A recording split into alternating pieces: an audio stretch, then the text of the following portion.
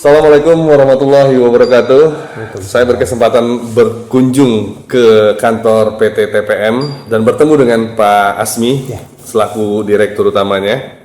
Dan Assalamualaikum Bapak. Waalaikumsalam. PT TPM ini merupakan PT yang mengakomodir ya dari segi jasa transportasi khususnya di Transmetro Pekanbaru. Nah, ini sebenarnya kalau kita runut-runut nih dari Transmetro 2013 ya Pak ya? 2012 ya atau 13 ya? 13 itu udah mulai masuk, mulai dari warnanya hijau yang pernah kita lihat sampai warnanya biru dan bahkan besar sekarang.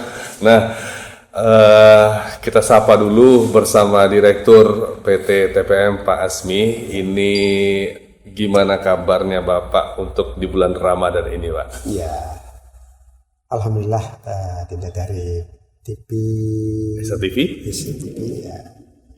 Saya ucapkan terima kasih tentunya datang ke ruang kerja kami. Kebetulan nih ruang kerja kami baru pindah seminggu lah ke sini.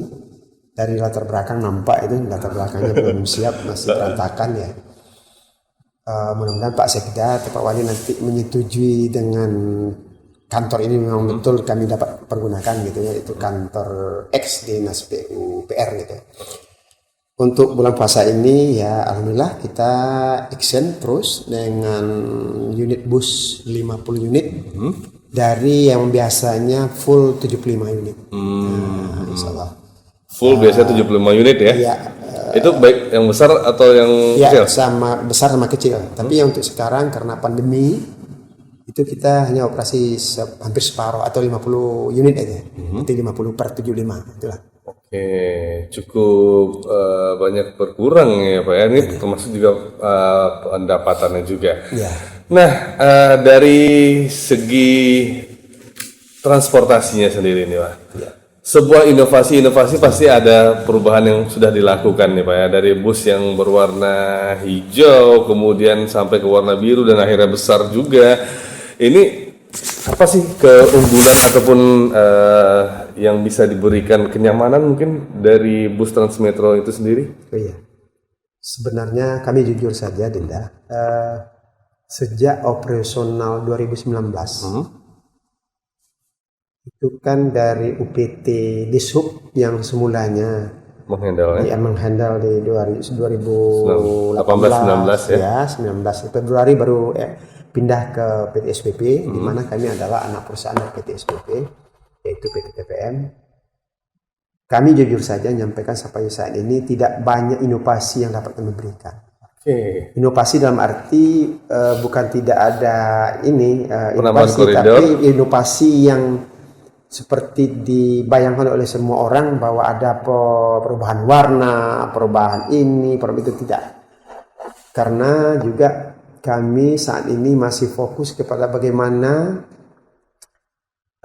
kesiapan bus dan karyawan bisa dapat menerima gaji atau perbaikan mobilnya tidak terlambat.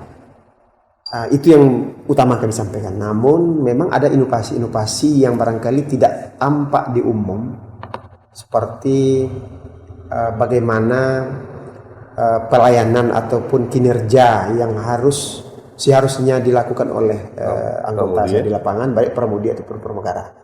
Lebih-lebih pada saat pandemi. Artinya seperti yang Dina sampaikan tadi, inovasi lonjakan inovasi yang tidak ada. Terus terang saja, dan saya jujur karena itu menyangkut dana tentunya. Jadi di sini kami terus terang sekali lagi tidak banyak inovasi. Ada sebenarnya inovasi yang sangat menonjol yang kami sudah usulkan, yang perlu dan wajib sebenarnya atau harus, yaitu tentang pembiayaan atau sistem etiketing yang akan kami diadakan sejak awal, kami usulkan sejak awal 2020 sudah kami usulkan. Seperti yang bersama seperti parkir parkir. Iya, seperti parkir atau e-ticketing atau e-money lah. Kita hanya dengan tiket satu kartu aja. Iya, kartu bisa dijadikan sebagai ganti dari tiket. Nah, itu yang kami sebenarnya usulkan. Tapi sampai saat ini belum bisa terpenuhi. Nah, sebelum saya banyak lebih mengetahui ini sebenarnya kalau dari 2019 ke sampai sekarang ini kan 2 tahun nih, 2020 dan 2021. Dua-duanya ini masa-masa pandemi yang cukup berpengaruh. Masyarakat Pekanbaru sebenarnya masih ramai nggak ini naik Transmetro? Itu dia. Jadi kami merasakan itu tentu identik dengan kondisi Pekanbaru itu sendiri, yaitu di bulan 3 atau Maret 2020. Sebenarnya Maret. Mulai pandemi. Mulai pandemi, itulah rasanya juga kami memanage Transmetro ini serba sulit juga, karena di satu sisi kalau kita operasikan full itu udah jelas akan memakan dana yang cukup besar untuk subsidi kan gitu. Juga ya, tapi tentu kami sesuaikan dengan kondisi lapangan, karena bus hanya bisa diisi dengan ketentuan dari Kementerian Perhubungan itu hanya separuh.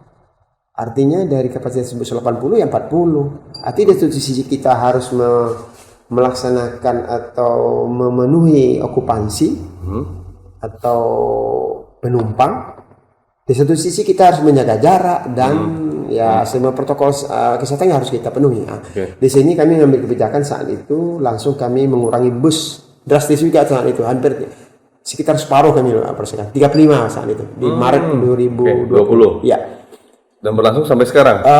Itu ada perubahan-perubahan setelah evaluasi dan sekarang tinggal 50. Oke, berarti 30 yang besar dan 20 yang kecil, yang sedang gitu ya.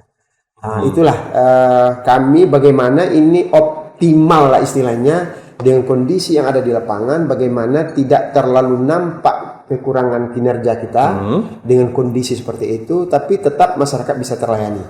Oke, berarti koridor semuanya itu masih dilewati semua yang masih kemarin ada 40 koridor ya lebih kurang bukan, 13 koridor. 13, sayang aja yang melebihkan. Rencana saya sih pengen banyak ya kan? Karena Pekanbaru ini kan udah luas nih. Memang sih daerah Rumbai sana mungkin lebih jauhnya sekarang udah bisa lewat. Sudah ada koridor baru.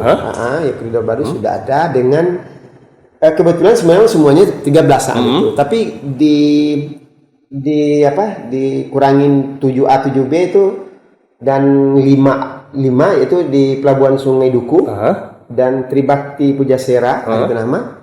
Kemudian Pujasera Arifin Ahmad itu kami close dengan atau itu kami usulkan ke Desa Perhubungan. Jadi kurang 3 tinggal 10. Tambah 2 yang baru sekarang yaitu yang 9 10. Di mana tuh? Itu Ramayana ke Siak 5. Siak 4 itu. Rumbai itu ya? Ke seberang ke Rumbai. Itu yang 10. Kemudian yang akap ke Air Hitam dan Uin itu yang 9. Sudah jalan kan? Sudah jalan. Artinya dari pengurangan 3 tinggal 10 tambah 2 berarti 12 sekarang. Oke, baiklah, berarti udah banyak juga ya respon masyarakat gimana di perubahan itu? Kalau saya lihat memang koridor baru ini masih perlu lagi kita sosialisasi yang banyak, kemudian infrastruktur seperti halte juga harus dipersiapkan gitu kan. Sekarang tuh ada tapi portable. Sehingga barangkali kami bersama Dishub nanti akan mencoba mengusulkan untuk penambahan halte serta adanya sosialisasi ke sekolah-sekolah juga tentunya. Tapi yang utama di sini sebagai kunci daripada okupansi kita ini sebenarnya anak sekolah ini. Targetnya sebenarnya anak sekolah ya? Sekolah sama pekerja kah? Iya, pekerja itu nggak termasuk begitu ya? Begitu apa? Anak sekolah ya? Iya, sekolah ya. Di 2019 itu tiket umum? Tiket umum 270.411. Kalau dibagi secara ini total ya, 270.000 itu total. Namun untuk umum 216.597, sedangkan pelajar 53.814 lembar. Artinya kalau pelajar tidak masuk, hampir seperempat atau lebih lah, itu tidak okupasi tidak tercapai. Begitu. Iya juga sih. Saya pikir dengan pelajar yang tidak masuk, otomatis jadi sunyi. Biasanya kan yang meramaikan di dalam itu anak-anak sekolah juga ya, Pak. Itulah dia. Tapi momen jam-jam tertentu sepertinya ya. Iya, jam-jam tertentu. Tapi itu secara umum itulah yang saya sampaikan tadi, okupansi 25-30% itu. Nah, pelayanan publik di Transmetro ini sendiri tentunya nggak lepas dari yang namanya vaksin. dari tim Transmetro sendiri itu sudah divaksin belum nih Pak? Ini jujur juga nih kami sampaikan, kami sudah mengusulkan sesuai dengan arahan Desub juga kami sudah mengusulkan. Kami berharap itu segera, tapi sampai sini belum nih. Dan nanti dalam waktu dekat ya bisa segera direalisasikan. Baik.